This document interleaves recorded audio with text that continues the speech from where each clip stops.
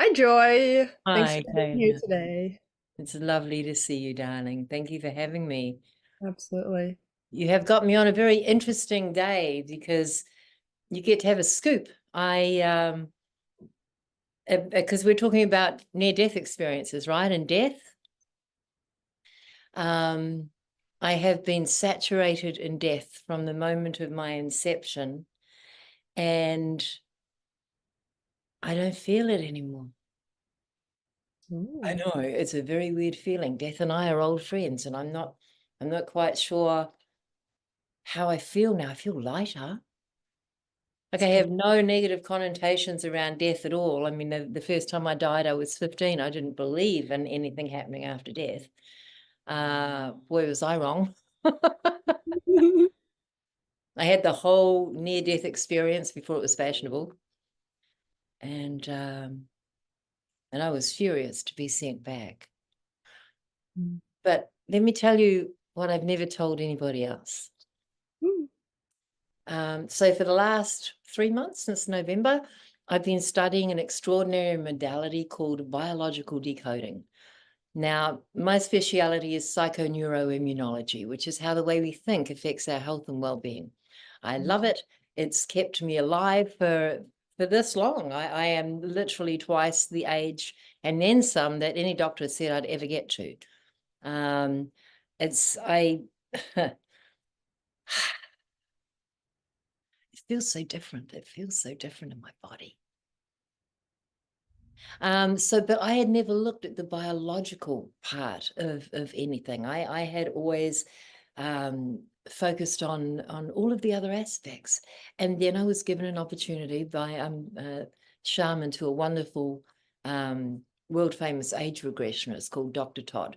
And he's supporting this incredible paradigm shifting modality called biological decoding that changes the way I view disease. And um, it talks about how, among many other things, how the conflicts of the parent um, deeply affect and impact the child, which we already knew, but especially for the 27 months, the 9 months before conception, the what's happening in the parent's life matters. The 9 months during pregnancy, absolutely critical, and the 9 months after. And for those 27 months, I was saturated and marinated in death.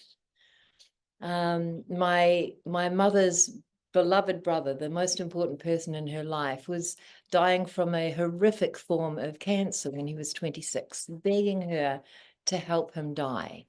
And of course, she wasn't allowed to. And then when he died, she sought comfort in the arms of her beloved, Terry. And I was conceived the night he was born. I'm sorry, I was conceived the night Alan died. And I spent the next 9 months in the womb of my mother who wanted only to die herself. Her survivor's guilt was absolutely extreme. She thought it should have been her. He was the favorite. He was the golden child. And the only reason that she stayed alive was to give birth to me. Nobody knew she was pregnant. She ran away. And she had me in a single mother's home.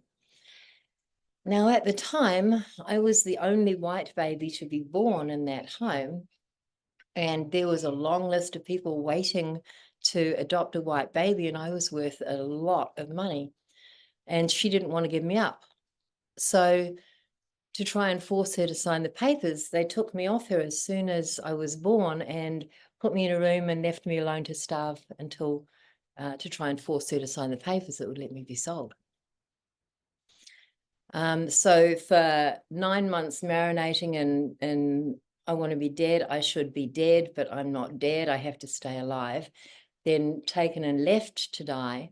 Then after 3 days, she finally called her parents, who had been just totally spent the 9 months just grieving and polishing Alan's tools and polishing his graveyard, and then so they drove up the country and managed to get me, but by that time I was in a pretty bad way. And I spent the next 9 months with my little mother, who I was raised as my birth mother, but wasn't obviously, who was terrified that I would die and behaved accordingly.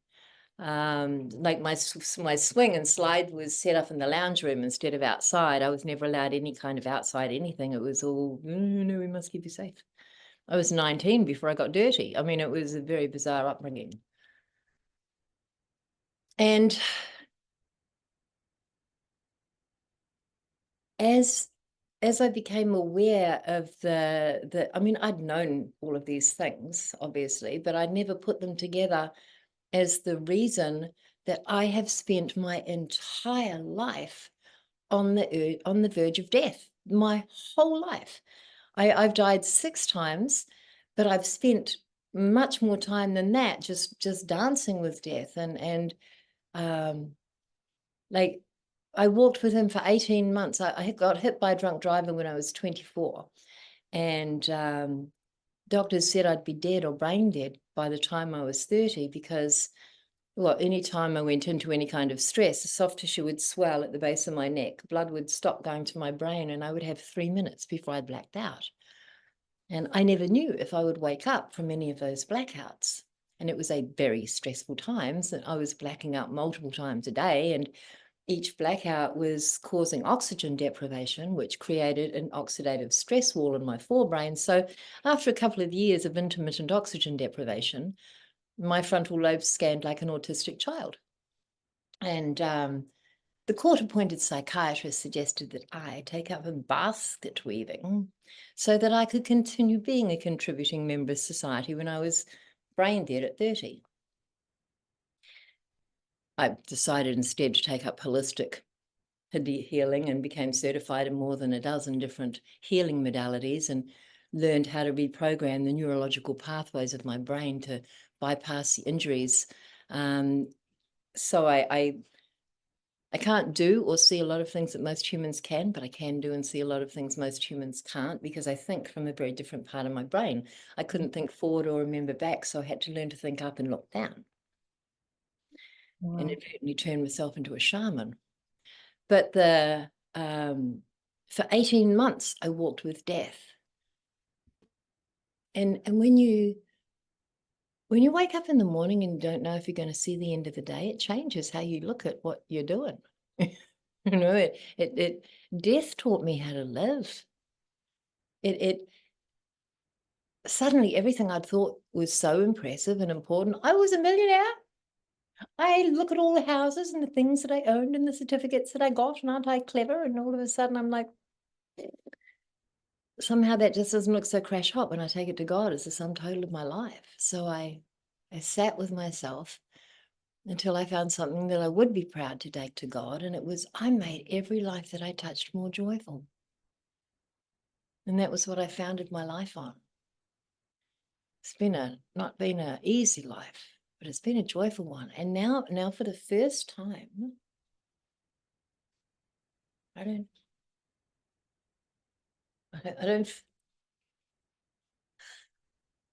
don't feel, I don't know what I feel.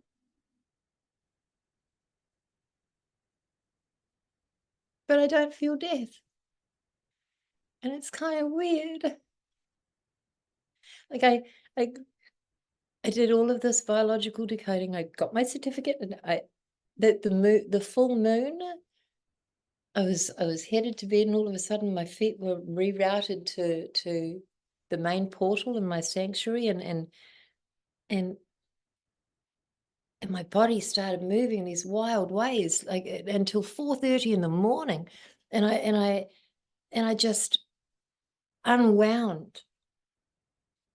I unwound, and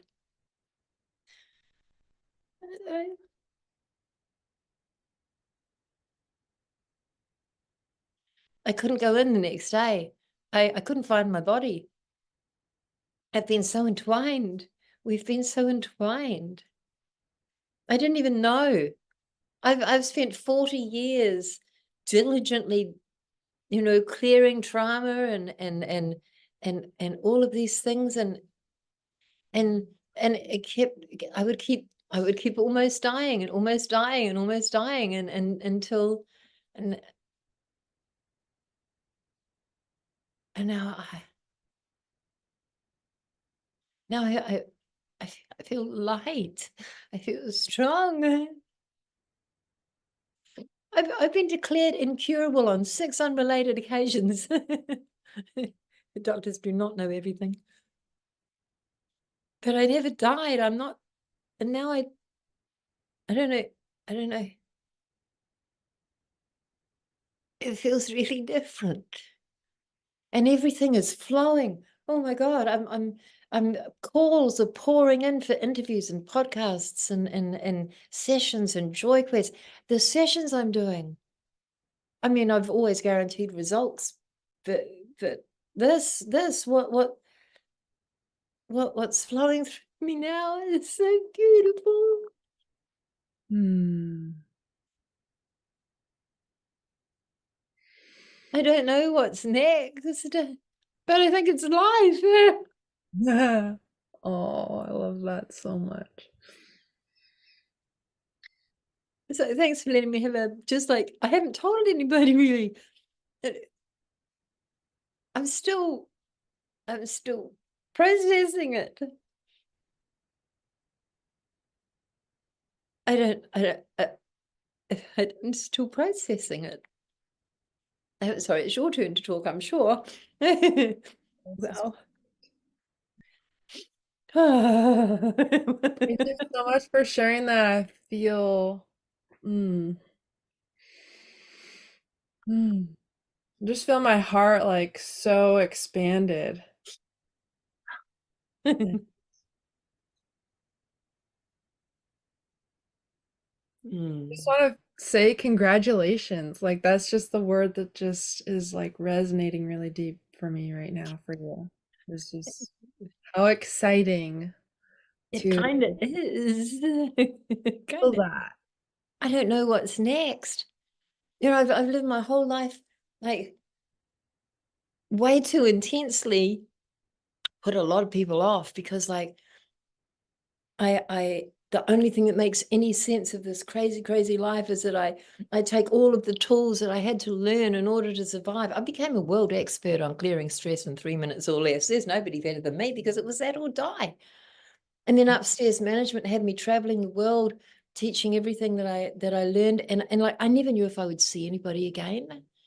You know, Mm, I never I no longer was really concerned about if I wake up tomorrow, but I never knew because I'd become a channel for divine will because that's all my life had qualified me for. It was I go where I'm sent. I work with whomever God places before me. I you know, and then I'm sent on to the next person because there's a lot of people that need working on, and I'm sent to big events and placed in greeter places where light workers will come by, and I'll just take them to one side. I'm fairy godmother to my tribe. That's what they call me.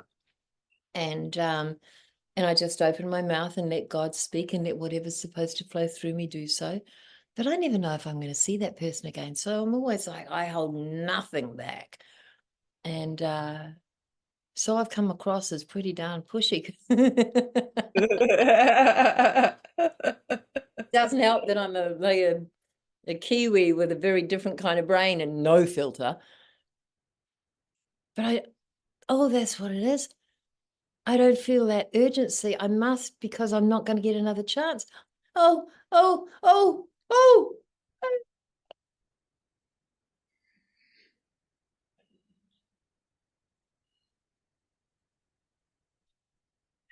oh, it changes lots of things. mm, mm,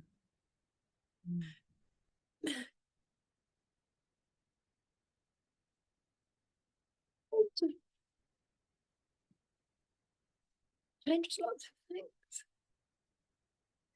I'm not sure what. I'm not sure what it changes yet, but mm. oh, there's there's a quiet in me. Mm.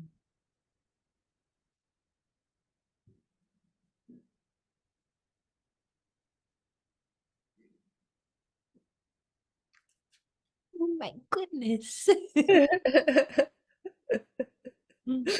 have all the feelings. I have all the feelings, and I don't know where my tissues are. Oh. Wow.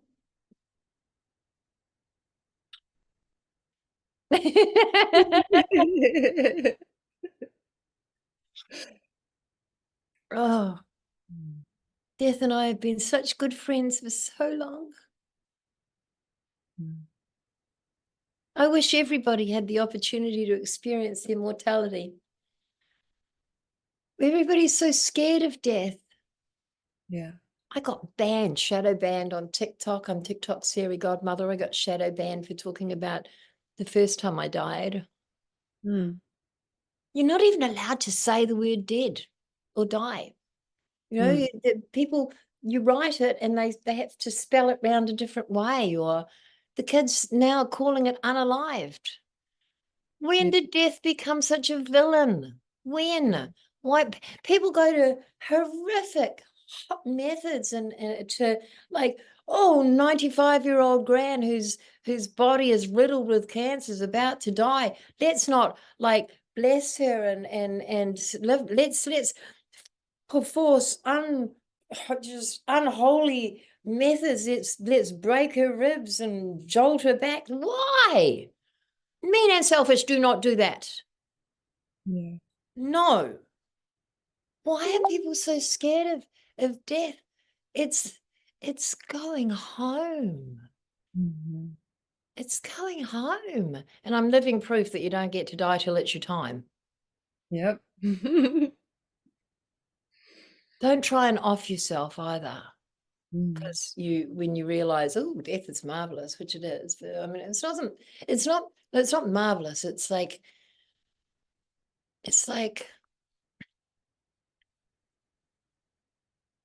you come to earth for a grand adventure.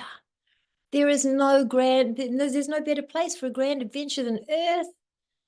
And if you're here watching this video, Mm.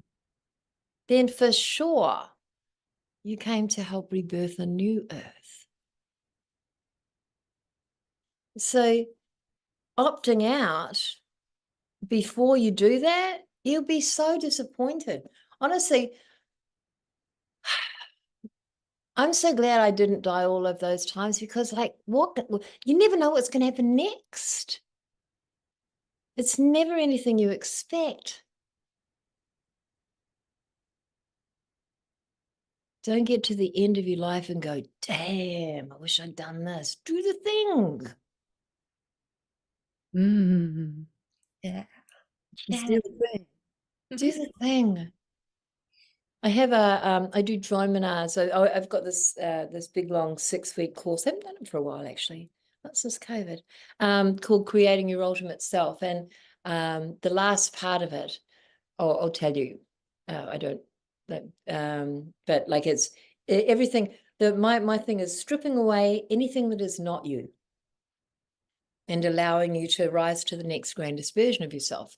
So they've had 6 weeks of doing this, and the last week they don't know what's going to happen. And I like to offer surprises. So they turn up, and I have, if I can get hold of one, a coffin, um, and flowers, and the room is darkened, and they're all waiting outside the door, and they're nervous because they know something's going on, but they don't know what it is. And I open the door robed as death.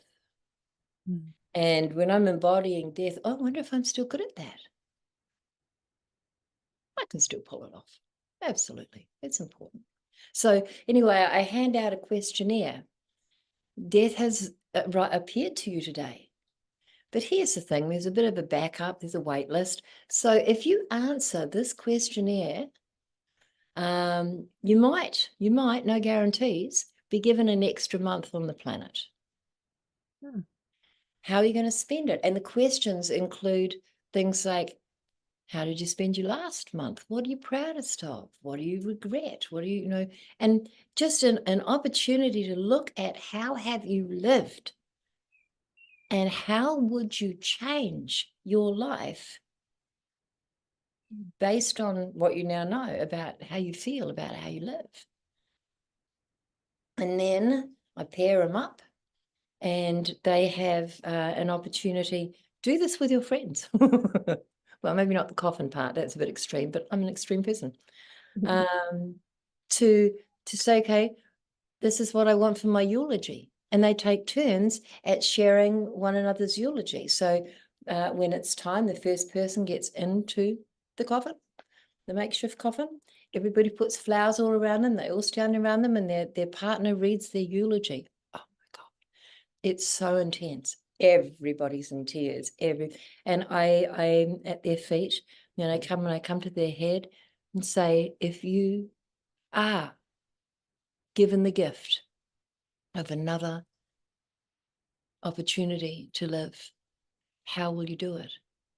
And then when they tell me, I help them rise up as the next grandest version of themselves to live the life that they now know they want and leave what they don't want in the coffin. And we just do that until everybody's gone through, and it is absolutely life-changing. If you like, I'll send you if for anybody who's watching it, if you email me or whatever, or I'll give it to you, I'll send you the questionnaire because it's important to review your life. So many people are so scared of death that they never live. They miss the whole point. Oh my goodness, we get to have a body.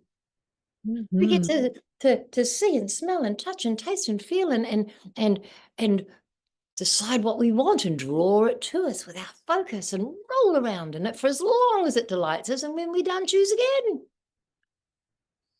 We get to have a body. We get to create a new world. We're not here to fix the old one. No, that's not why we're here. The old one's pretty screwed. It's not looking good. No, we are here to go, all right, we shall build a whole new system. We shall create a whole new energy. And we do this with the frequency that we are. We do this by being the embodiment of what we want our new earth to look like. And as we embody who it is we really are, as we become increasingly aware of who walks with us, we magnetize those in perfect alignment with that. And together we blaze like candles. Our lights come together and create a fire that transforms.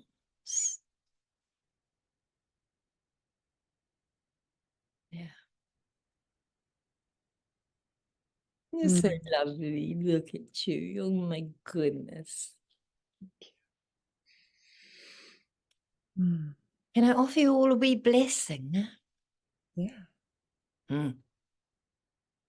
Oh, we give thanks. We give thanks. We give thanks for this beautiful being. We give thanks for all of their helpers, seen and unseen, and for all of the miracles, known and unknown, that help them live their grandest, most joyous dreams and better in each and every moment.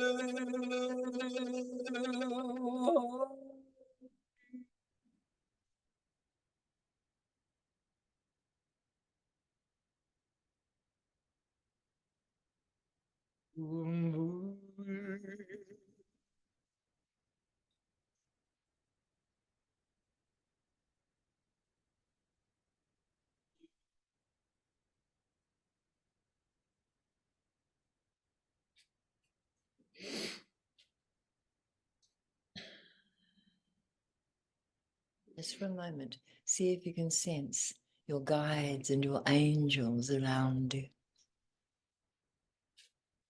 If you're clear sentient, clear feeling, you might feel that hand on your shoulder, that presence in your space, that love being projected at you, to you, for and through you. If you're clear cognizant, clear knowing, that wonderful truth filter that we have. Yes, that sounds crazy, but somehow I already knew it. Let that be your filter. I wonder if you have that clear cognizance of knowing I am guided, I am. Or perhaps you're clairvoyant, clear seeing. Maybe you see a light or a color or an image, or maybe you're clairaudient, clear hearing. And when you ask, is that true? Do I really have guides that are with me all the time, loving and protecting me? Listen for the answer and release the need to control how the answers come. You did not come here on this grand mission alone. And it's time to get to know your team. Because when you become aware, truly aware of who walks with you, you'll never be afraid again.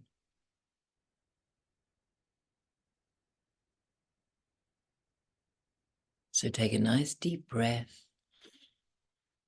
And know that the more you connect with your guides, the more that you work with them, listen to them, be with them in awareness, giving thanks for all that they do, then the better your life will be. And if you need help with that, let me know. It's one of the things I love most to do, is connect people with their guides, because otherwise, how will you know what to do? I would be so screwed. How are you feeling, darling? Really good. Yeah. Mhm. Feel my channel expanding again, like in a Yes. new way, but deeper. Roots are deeper, trunk is taller, all that good stuff. Yes. Yeah. It goes perfect with your background, your portal, your forest portal. Yes. I live in a magic portal sanctuary.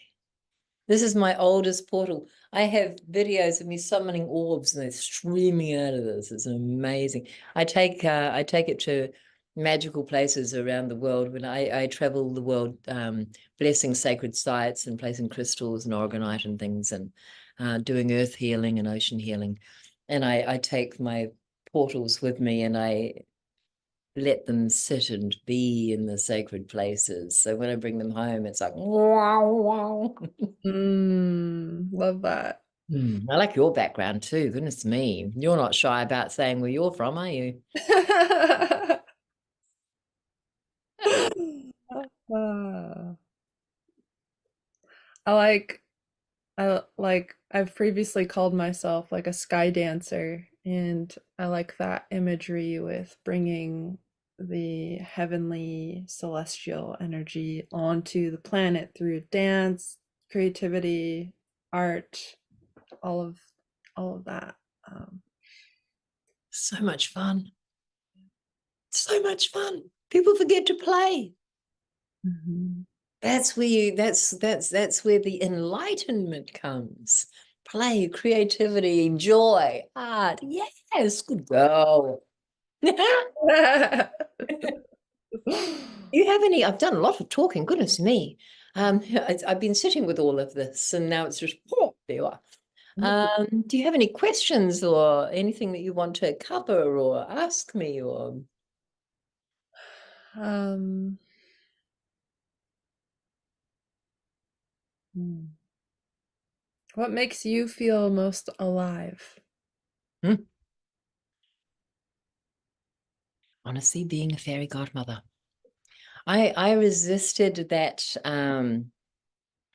I resisted that moniker. My tribes have been calling me that for years, and I'm always been like, nah, it's not. I'm not. For a start, I'm an elf. I was raised in the valley where Rivendell was filmed in Lord of the Rings, and I love fairies, but I'm not a fairy godmother.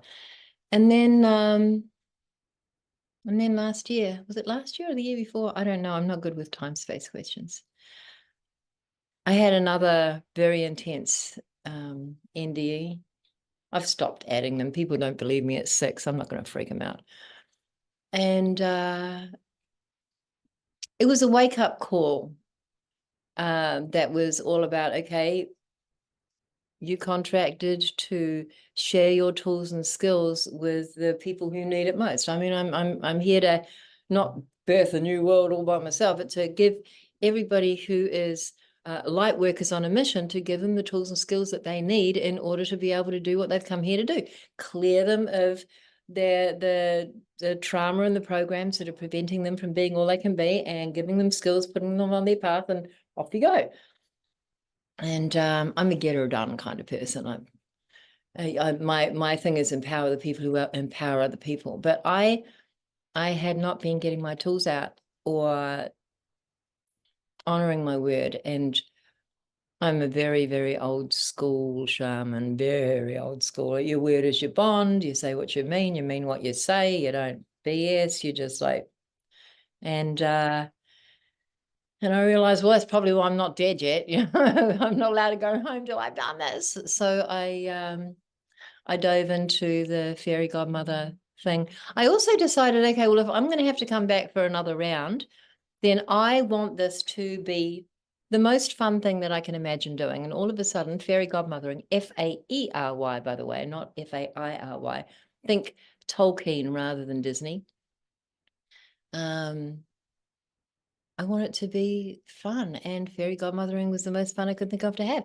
So like my community's worked so hard to find a place and install me back in San Diego, um and now I get to go to all kinds of events, and um I'm a ceremonial shaman, so I bring the ceremony. If there's a birthday or any kind of event, I take every opportunity to uplift the leaders and to gather the energy of the tribe and bond them. I'm a tribe maker.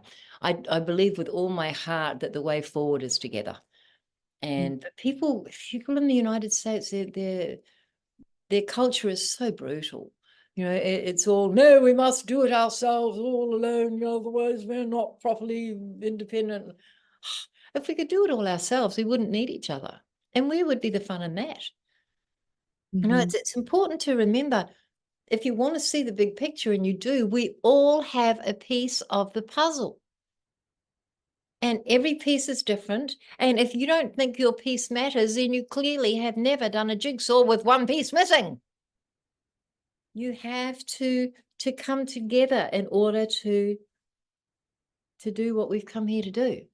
I learned that especially because I am an absolute genius at this amount of things, and at everything else, not so much. You know, if it's, I can guide you unerringly in any other realm or dimension, but don't ask me to navigate the third. I don't drive. That would be very alarming. I mean, I spend a lot of time between the worlds. So what makes me feel most alive is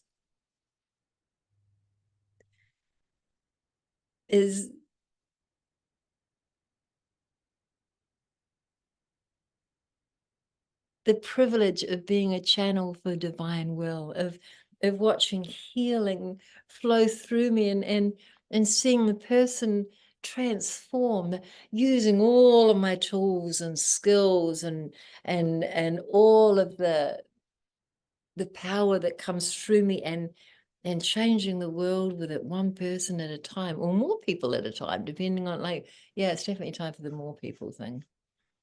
Well, you figure it out. Yeah.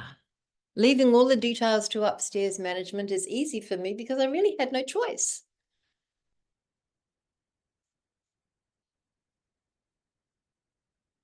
That's what makes me feel alive.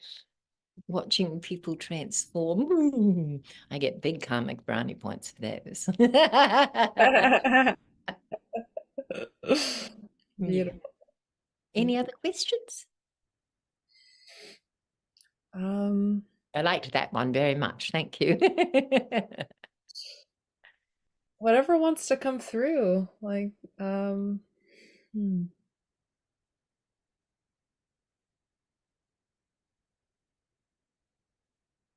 hmm. What does being an artist or a creative mean for you? Like, how do you view creativity, and how is that part of our, magical powers as souls? Like, um, just like the magic of creativity, if you want to talk about your perspective on that or what comes through for you for that.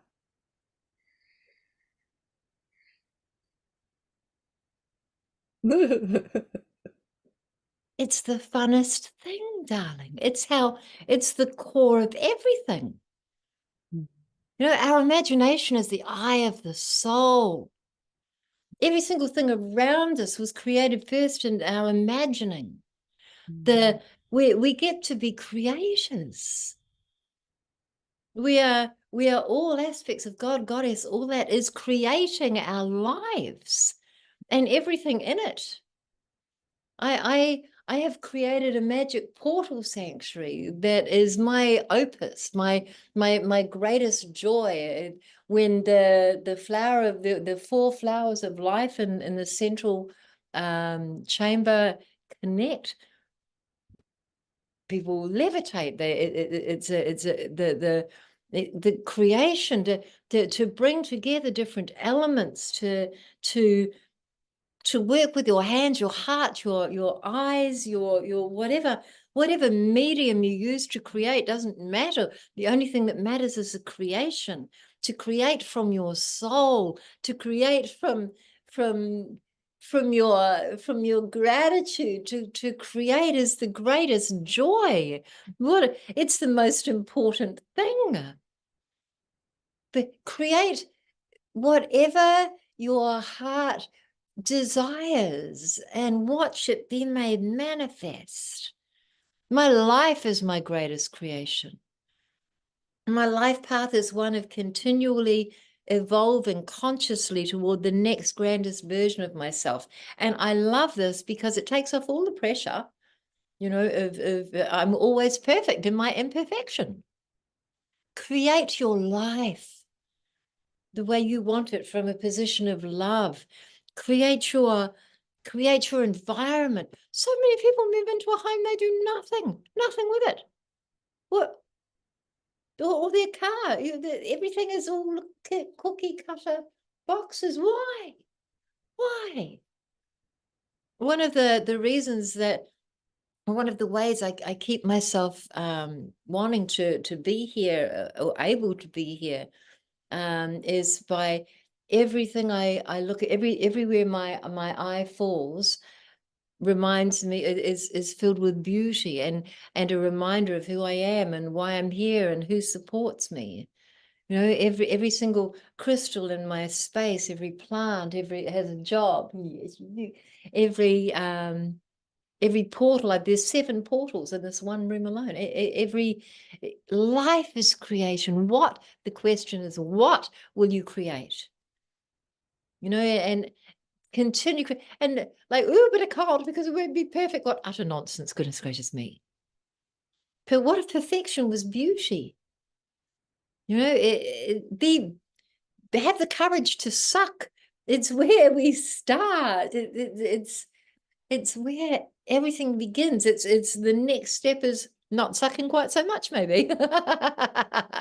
And it's important to know what you don't want as well as what you do want. And don't be hard on yourself. We don't look at a dear little baby who's learning to walk and go, well, you should be up running a marathon. Honestly, I don't know what's wrong with you. Every step in your creation is perfect and precious. Allow yourself the grace to explore all of the things. I had a client come in the other day. She says, I'm so blocked. I can't, I want to create and I can't.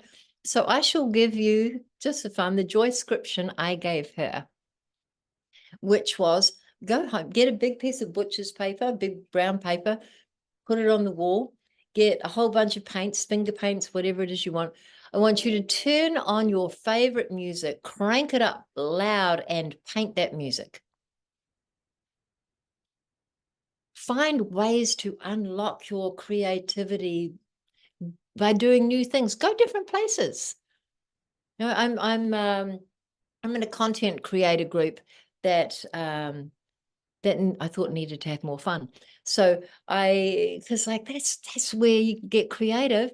And we were sitting in somebody's house going, I don't know, this is not going to work. So I've invited them all to Alta Vista Gardens, which is an amazing botanical gardens. It has a dragon, a humongous dragon. It has a kids playground and music gardens and waterfalls and gardens from all around the world. Go play. Creation is everything. Ooh, it's the funness. It's why we're here, to create whatever it is that most deeply delights us. And what other people think of that is their business. I So those love are my thoughts on that. I love that. And I love what you're talking about with like creating what you delight in, you know, what we feel called to create, and just following that flow and trusting trusting ourselves, trusting that intuition, trusting that excitement, you know, to make that thing without overthinking it and trying to make something that other people would like. Oh, you Uh, don't do that. it's not about what other people like, it's about what is in you that wants to come out into Yeah. the physical. Yeah. I love There that. will be times when you do, as a creative, need to create things that other people will like. But that doesn't mean that you shouldn't also attend to creating what makes your heart sing, because it is this that gives you the oomph for that. Right. Yeah. Don't neglect this. No, no, no, I no. love Hmm. Do you have time for any other questions or thoughts? I've got no idea what time it is. I'm not good with time at all, really. We have about 13 minutes. Oh my goodness. 13's a good transformational number. A That's a powerful number. It's been given a bad rap it has. by Yeah. people who don't understand or who fear the goddess. Mm, Mm. I do not fear the goddess. I embrace and enjoy her in all of her aspects. beautiful. It is. I just um I just released a video. I have a collection of goblets because if I'm going to drink, I like to do so from a receptive a vessel that delights me. I do Yeah. not have many things. I'm not a big thing collector. I used to be. Goodness gracious me. Oh. But I was on walkabout for 21 years, darling. It was fun for the first decade or so, but it gets tiring after a while. And so I'm so very glad to have my own little space, and I fill it only with that which delights me. That's my advice and suggestion to you, or your joy scription, should you decide to accept it, is to live only with that which delights you. And and only quality. I take a goblet to parties. I do not drink from a plastic cup. It is not respectful to the earth, and also it is not the impression that I would like to give. And so my joy scription, my invitation to you is also get a special goblet, one that really speaks to you, and take it to parties and watch what happens. People will be much more, well, it's a conversation piece all night, let's just say that. And it's gotten to the point, I take different goblets. As I said, I have a whole collection. So I take whichever one calls to me in each moment, or I drink from, they all have different purposes. So I use them ceremoniously. I live a very ceremonious life because I'm big on creating from a intention that comes from guidance and from my own soul's desire. And so I found that a powerful way to create the life of my dreams, which I'm living. Oh, yes. I'm still checking for him. I can't feel him. I didn't even know I was. I'm I'm I'm really looking forward to seeing what I can create now. There's a much there's a deep lightness to my flow that's like, Mm. it feels so good. It feels sparkly. Mm. Oh, thank you, thank you, thank you, thank you, thank you. Mm. Ah, I love that we grow more powerful with every year. That's Mm. another thing. Don't fear aging. You know, Mm. I mean, they don't tell you this, ladies. I'm talking to you right now, especially in the United States. I live in Southern California, so it is super, super prevalent here that not just ageism, but like people being terrified to grow old, using all of these weird, creepy filters that erase all of the lines on your face. You know, being just, oh no, I'm 40 now. It's all downhill from here. So I'm going to tell you what's true. And you run this through your clear cognizance, through your truth filter, through your clear knowing. Your society is terrified of the power of older women, of queen ages, Mm. because we have, by the time we get to queen age, learned enough to not be interested in sweating the small stuff. We are in a whole different place of power. We have raised our children, and now the powers that be want us to, no, go, here's a rocking chair, here's your needles, you don't need to do anything else now, because they instinctively rightly fear Mm. the truth that the Dalai Lama said, which is the Western women will save the world. I Mm. look at my girlfriends. I'm 63 years old and more powerful than I've ever been in my entire life. Every year we grow in strength and power if we do not succumb to the societal belief that, oh no, you must remain eternally young. What a horrifying idea. No offense. I love young people. I do, but God help them. God help. They need all the help they can get. I wouldn't be young again for quids. Yes, there are things I would like. I mean, I would like a younger body, you know, I would like all of these things, but like, would I trade that for who I am and what I know and the power I now wield? Hell no. Mm. Grow older, not gracefully. Well, you can do it gracefully, but powerfully. Mm. And fear not age or death, but rather embrace the new evolutions of your soul and your body and your being, and then reach out to the other women in your life and form bonds. I hold red tents. I need to get back into that. I went on a hiatus for a while, but it's time to get back into that. Women's circles, we need each other.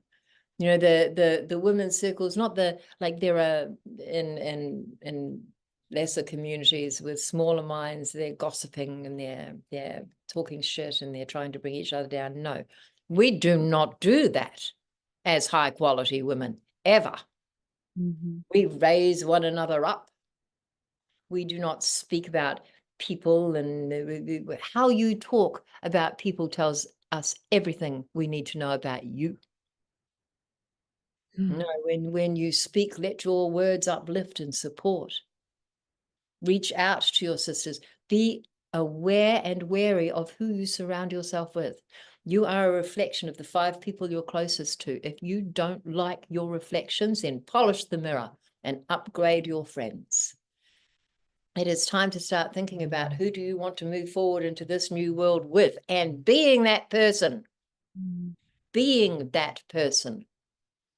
so that you magnetize those of like mind. Mm.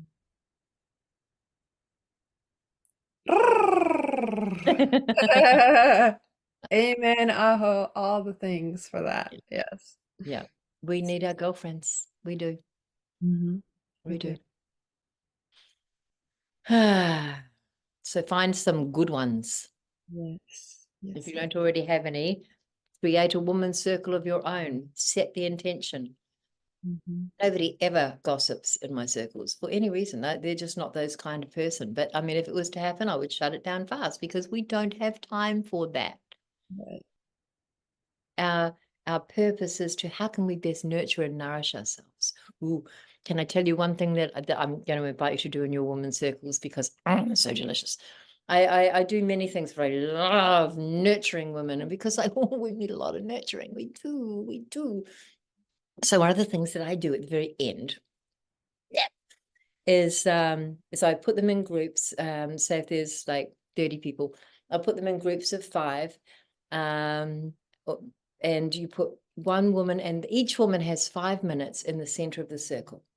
And they say to their 4 sisters exactly what it is that they want, Mm. how they want to be nourished and nurtured right then, right now. And for 5 minutes, the other 4 women, or 3, whatever your circle is, give that woman the gift. And like, some women just want to be held. Some women want to be sung to. Some women want to just have the other women just listen to them while they talk.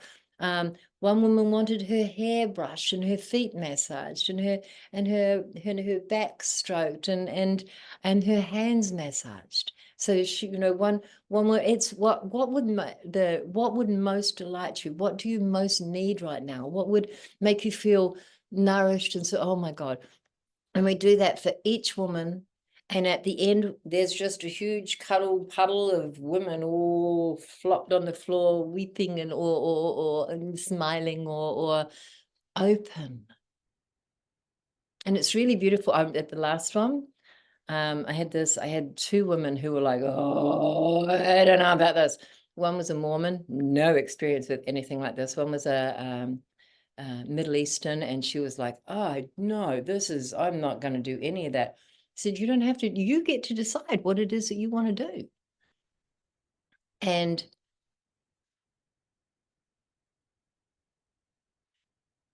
watching those women, like one of them said, I have a shield over my heart and I'm not taking it off. That's okay. You don't have to. Nobody's asking you to. What would most deeply delight you? After she, her beautiful heart was so open, and for the first time was held. Mm. And walking past her and seeing all of these sisters holding her, and her saying, I don't have a shield over my heart anymore. Oh, we need to do things like this for each other. We need to do things like this. Oh, yeah, I got to get back into doing red tents. Mhm. It's so beautiful. So nurture each other. Give each other beautiful gifts. Oh, I had a girlfriend. Her name is Mary Lou. I was having a super hard month, and she said, come over and let me romance you. I went, Oh. okay. I don't know what that looks like, but yes. And I came over. She sat me in a comfy chair and brought me wonderful, beautiful snacks and a glass of wine. She ran me a gorgeous bath. She covered me in cats. Well, they kind of did that themselves. But she just romanced me in all the most beautiful love. She brushed my hair. She spoke beautiful words. I didn't even realize we could do that for each other. I will be forever grateful to her. We can do that for each other. And it's lovely. I recommend it. Oh my goodness. So beautiful. Yeah. We out of time? Yeah. Um, Thank you for sharing all of that. I feel my heart so expanded from this conversation, and yeah, time for red 10 again. Yes. Yes. Create red tents. If you Yes. don't know what they are, look it up. It's Mm. a beautiful woman. Oh, we don't have time to talk about that, so look it up. Or ask me. I'll tell you. I love it. Oh. um, my website is experiencejoy.com. You can remember that. And I want to give you a gift. I told you I became a world expert on clearing stress in 3 minutes or less. So I want to send you a 15-minute video that shows you how to relax instantly, keep a clear head no matter what is going on, and clear stress from your body. And here's the deal. You measure your stress levels on a scale of 1 to 100 before you start the video. Then you do the 3 simple tools with me. Then you measure your stress levels again at the end. And when you find out how well these tools work, you share them, because everybody needs to know this. Mhm. I Yeah. love that. Thank Thank you. you so much for having me today and for letting me just like I love it. I love it. Fully welcomed here. Thank you so much for your magic, your energy, your medicine. I love it all. Thank you for being here on this planet and shining your light. Thank you, Kaila. Thank you, dear reflection. Mm.